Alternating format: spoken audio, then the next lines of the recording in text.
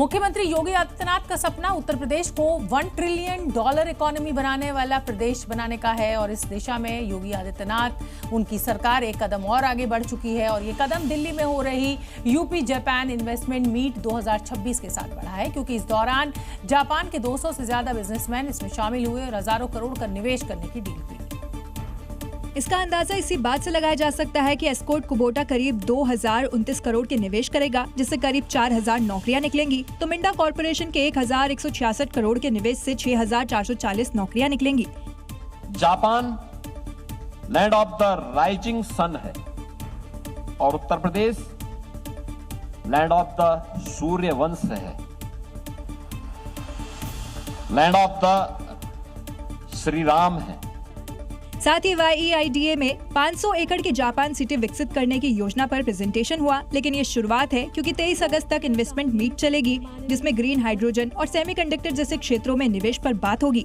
और यही योगी के यूपी विकास का विजन है, क्योंकि इससे पहले भी फरवरी 2018 में यूपी इन्वेस्टर्स समिट में करीब 4,28,000 करोड़ के MOU और प्रस्ताव आए। इसके बाद फरवरी 2023 में यूपी ग्लोबल इन्वेस्टर्स समिट में करीब 33.5 लाख करोड़ के MOU और प्रस्ताव आए और ये निवेश यूपी में दिख रही अपार संभावनाओं का नतीजा है। जेल में बंद समाजवादी पार्टी के नेता आजम खान की मुसीबतें अब क्या और बढ़ने वाली हैं, क्योंकि रामपुर की जौहर यूनिवर्सिटी से जुड़े मनी लॉन्ड्रिंग मामले में ईडी ने आज रेड की है। रेड के जरिए ईडी ने 494 करोड़ के घोटाले का सबूत खोजने की कोशिश की है। इसीलिए आजम खान और उनसे जुड़े सहयोगियों के 10 ठिकानों पर ताबड़तोड़ छापेमारी की, दस्तावेजों को खंगाला, क्योंकि जौहर ट्रस्ट आयकर विभाग को यूनिवर्सिटी के निर्माण में हुए अरबों रुपए के खर्च का ब्यौरा नहीं दे पा रहा।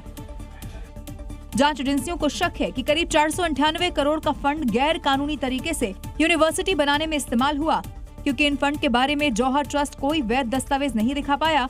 हालांकि आयकर विभाग पहले ही जौहर ट्रस्ट का चैरिटेबल रजिस्ट्रेशन रद्द कर चुका है। जिस तरीके से फंड आया, कहां से फंड आया, उन सब चीजों को लेकर ईडी अब लगातार छापेमारी कर रही है। PMLA के तहत हो रही कार्रवाई के जरिए संदिग्ध फंडिंग जांच कर अहम दस्तावेज जुटाने की कोशिश है और रडार पर 11 संदिग्ध फर्मों के रिकॉर्ड भी हैं।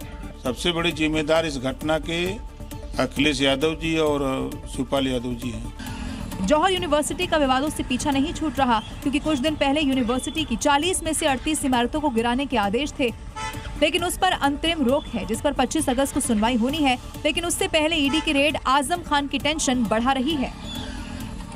उत्तर प्रदेश में अगले साल होने वाले विधानसभा चुनाव में समाजवादी पार्टी और कांग्रेस के गठबंधन से पहले ही सियासी रुझान कहीं ना कहीं लग रहा है, ऐसा आ रहे हैं। सहारनपुर में एक बैठक हुई, इसमें समाजवादी पार्टी के विधायक और कांग्रेस सांसद के बीच तीखी नोकझोंक सामने आई।